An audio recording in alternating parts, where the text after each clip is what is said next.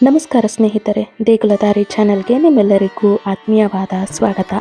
ನಾವು ಪ್ರತಿದಿನವೂ ಎಷ್ಟೋ ಕನಸುಗಳನ್ನ ಕಾಣ್ತೇವೆ, ಎಷ್ಟೋ ಯೋಜನೆಗಳನ್ನ ಹಾಕೊಳ್ತೇವೆ.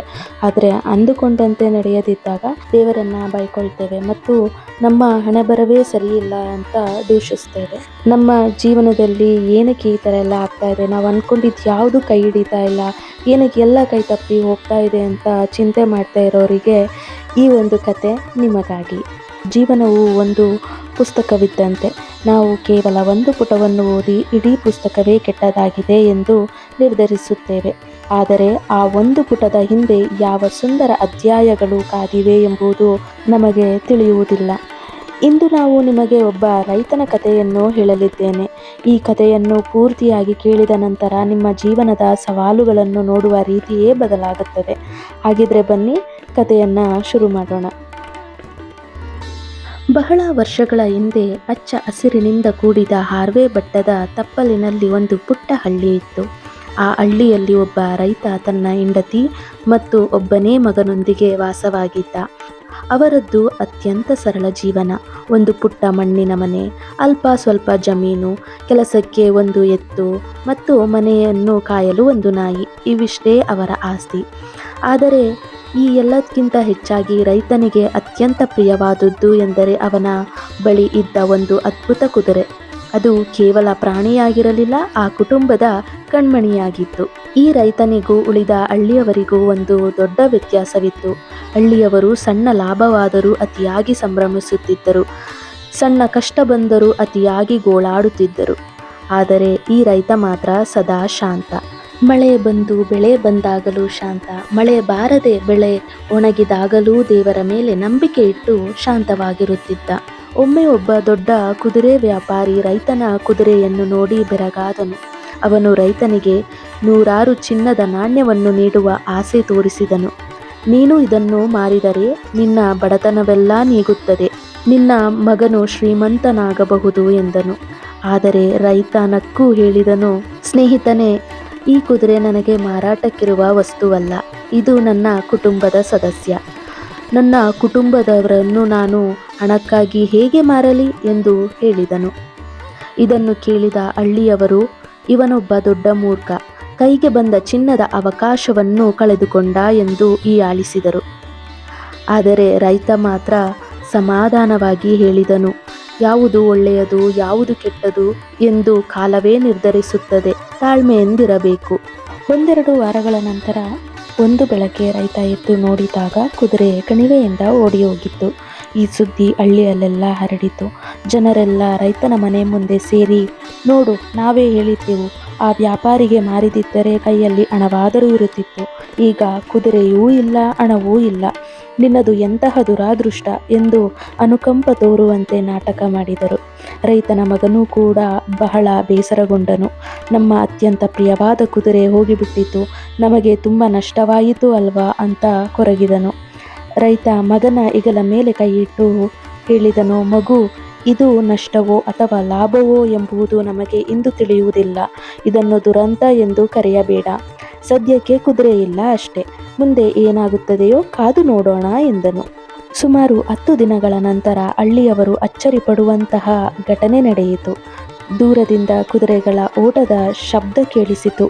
ರೈತನ ಕುದುರೆ ಮರಳಿ ಬಂದಿತು. ಅಷ್ಟೇ ಅಲ್ಲ, ಅದು ತನ್ನ ಜೊತೆ ಕಾಡಿನಿಂದ ಇನ್ನೂ 5 ಕಾಡು ಕುದುರೆಗಳನ್ನು ಕರೆದುಕೊಂಡು ಬಂದಿತು. ಒಂದು ಕುದುರೆ ಇದ್ದವನಿಗೆ ಈಗ 6 ಕುದುರೆಗಳು. ಹಳ್ಳಿಯವರು ಮತ್ತೆ ಬಂದರು. ಅಬ್ಬಾ, ನೀನು ಎಷ್ಟು ಅದೃಷ್ಟವಂತ, ಅಂದು ಕುದುರೆ ಹೋಗಿದ್ದು ವರದಾನವೇ ಆಯಿತು ನೋಡು, ಈಗ ನೀನು ಇಡೀ ಹಳ್ಳಿಯಲ್ಲಿ ಶ್ರೀಮಂತ ಎಂದು ಹೊಗಳಿದರು. ರೈತ ಆಗಲೂ ಅಹಂಕಾರ ಪಡಲಿಲ್ಲ. ಸಂಭ್ರಮ ಬೇಡ ಸ್ನೇಹಿತರೆ, ಇದು ವರದಾನವೋ ಶಾಪವೋ ಎಂದು ಈಗಲೇ ಹೇಳಲು ಸಾಧ್ಯವಿಲ್ಲ ಎಂದನು. ಆ ಕಾಡು ಕುದುರೆಗಳನ್ನು ಪಳಗಿಸುವುದು ಸುಲಭವಾಗಿರಲಿಲ್ಲ. ರೈತನ ಮಗ ಉತ್ಸಾಹದಿಂದ ಒಂದು ಕುದುರೆಯನ್ನು ಹತ್ತಿದನು. ಆದರೆ ಆ ಕುದುರೆ ಮಗನನ್ನು ಎತ್ತಿ ಕೆಳಗೆ ಹಾಕಿತು. ಮಗನ ಕಾಲಿನ ಮೂಳೆ 2 ಕಡೆ ಮುರಿದು ಹೋಯಿತು. ಊರಿನ ವೈದ್ಯರು ಬಂದು, ಮಗನು ಗುಣಮುಖನಾಗಲು ತಿಂಗಳುಗಳೇ ಬೇಕು, ಇನ್ನು ಮುಂದೆ ಅವನು ಲವಲವಿಕೆಯಿಂದ ನಡೆದಾಡುವುದು ಕಷ್ಟ ಎಂದು ಹೇಳಿದರು. ಹಳ್ಳಿಯವರು ಮತ್ತೆ ಬಂದು, ಅಯ್ಯೋ, ಆ ಕುದುರೆಗಳು ಬಂದಿದ್ದೇ ತಪ್ಪಾಯಿತು, ಈಗ ನಿನ್ನ ಕೆಲಸಕ್ಕೆ ಸಹಾಯ ಮಾಡಲು ಮಗನೂ ಇಲ್ಲದಂತಾದನಲ್ಲ, ಇದು ಎಂತಹ ವಿಧಿಯಾಟ ಎಂದು ಮರಗಿದರು. ರೈತ ಆಗಲೂ ಶಾಂತವಾಗಿ ಮಗನಿಗೆ ಹೇಳಿದನು, ಪ್ರತಿಯೊಂದಕ್ಕೂ ಒಂದು ಕಾರಣವಿರುತ್ತದೆ ಮಗು. ತಾಳ್ಮೆಯಿಂದ ಇರು, ದೇವರಿಗೆ ಧನ್ಯವಾದ ಹೇಳು ಮತ್ತು ನಂಬಿಕೆ ನೀಡು ಎಂದು ಮಗನಿಗೆ ಸಮಾಧಾನ ಮಾಡಿದನು. ಕಾಲಚಕ್ರ ಉರುಳಿತು. ಇದ್ದಕ್ಕಿದ್ದಂತೆ ದೇಶದ ಗಡಿಯಲ್ಲಿ ಯುದ್ಧ ಪ್ರಾರಂಭವಾಯಿತು. ರಾಜನ ಆಜ್ಞೆಯಂತೆ ಸೈನಿಕರು ಪ್ರತಿ ಹಳ್ಳಿಗೂ ಬಂದು ಎಲ್ಲ ಯುವಕರನ್ನು ಯುದ್ಧಕ್ಕೆ ಬಲವಂತವಾಗಿ ಕರೆದುಕೊಂಡು ಹೋಗತೊಡಗಿದರು. ಆ ಹಳ್ಳಿಯ ಪ್ರತಿ ಮನೆಯ ಯುವಕರು ಅಳುತ್ತಾ ಯುದ್ಧಕ್ಕೆ ಹೊರಟರು. ತಾಯಂದಿರ ಆಕ್ರಂದನ ಮುಗಿಲು ಮುಟ್ಟಿತು. ಸೈನಿಕರು ರೈತನ ಮನೆಗೂ ಬಂದರು. ಅಲ್ಲಿ ಮಗ ಕಾಲು ಮುರಿದುಕೊಂಡು ಹಾಸಿಗೆಯಲ್ಲಿ ಮಲಗಿರುವುದನ್ನು ನೋಡಿ, ಇವನು ಕುಂಟನಾಗಿದ್ದಾನೆ, ಯುದ್ಧಕ್ಕೆ ಇವನು ಯೋಗ್ಯನಲ್ಲ ಎಂದು ಹೇಳಿ ಬಿಟ್ಟು ಹೋದರು. ಯುದ್ಧವು ಭೀಕರವಾಗಿತ್ತು. ಹಳ್ಳಿಯಿಂದ ಹೋದ ಹೆಚ್ಚಿನ ಯುವಕರು ಯುದ್ಧ ಭೂಮಿಯಲ್ಲಿ ವೀರ ಮರಣ ಅಪ್ಪಿದರು. ಆದರೆ ರೈತನ ಮಗ ಮನೆಯಲ್ಲಿಯೇ ಸುರಕ್ಷಿತವಾಗಿ ಪ್ರಾಣ ಉಳಿಸಿಕೊಂಡಿದ್ದ.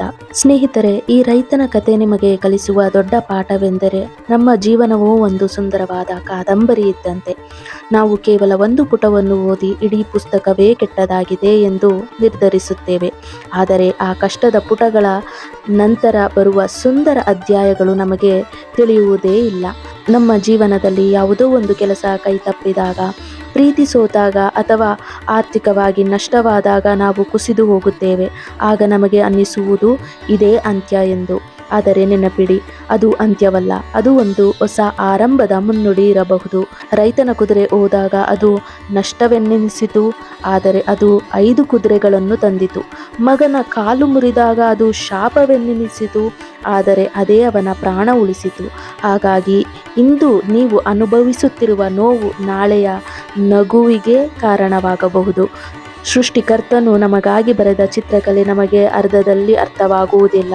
ಅದು ಪೂರ್ಣಗೊಂಡಾಗ ಮಾತ್ರ ಅದರ ಸೌಂದರ್ಯ ತಿಳಿಯುತ್ತದೆ.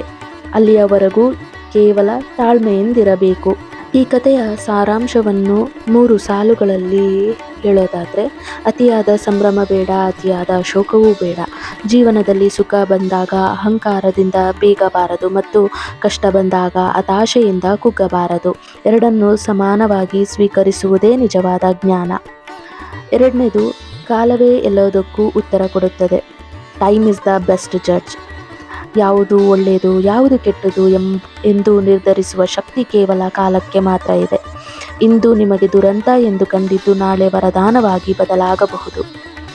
3ನೇದು, ನಂಬಿಕೆ ಮತ್ತು ತಾಳ್ಮೆ. Faith and patience. ಪ್ರತಿಯೊಂದು ಒಂದು ಕಾರಣಕ್ಕಾಗಿ ನಡೆಯುತ್ತದೆ ಎಂಬ ದೃಢ ನಂಬಿಕೆ ನಿಮ್ಮಲ್ಲಿರಲಿ. ಕತ್ತಲೆಯ ನಂತರ ಬೆಳಕು ಬಂದೇ ಬರುತ್ತದೆ ಎಂಬ ತಾಳ್ಮೆ ನಿಮ್ಮನ್ನು ಜೀವನದ ದಾರಿಯಲ್ಲಿ ಯಶಸ್ವಿಯಾಗಿಸುತ್ತದೆ. ನನ್ನ ಕೊನೆಯ ಮಾತು ಸ್ನೇಹಿತರೆ, ದೇಗುಲ ದಾರಿಯ ಈ ಮಾತುಗಳನ್ನು ನಿಮ್ಮ ಮನಸ್ಸಿಗೆ ತುಸು ನೆಮ್ಮದಿ ನೀಡಿದ್ದರೆ ಈ ವಿಡಿಯೋವನ್ನು ನಿಮ್ಮವರಿಗೂ ಹಂಚಿಕೊಳ್ಳಿ. ಜೀವನದ ಪ್ರತಿ ತಿರುವಿನಲ್ಲೂ ದೇವರ ಆಶೀರ್ವಾದ ಮತ್ತು ನಿಮ್ಮ ತಾಳ್ಮೆ ಸದಾ ಜೊತೆಗಿರಲಿ. ಮತ್ತೊಂದು ಸ್ಫೂರ್ತಿದಾಯಕ ಕಥೆಯೊಂದಿಗೆ ಮತ್ತೆ ಭೇಟಿಯಾಗೋಣ. ಅಲ್ಲಿಯವರೆಗೂ ನಂಬಿಕೆ ಇರಲಿ, ತಾಳ್ಮೆ ಇರಲಿ. ಧನ್ಯವಾದಗಳು. ಶುಭವಾಗಲಿ.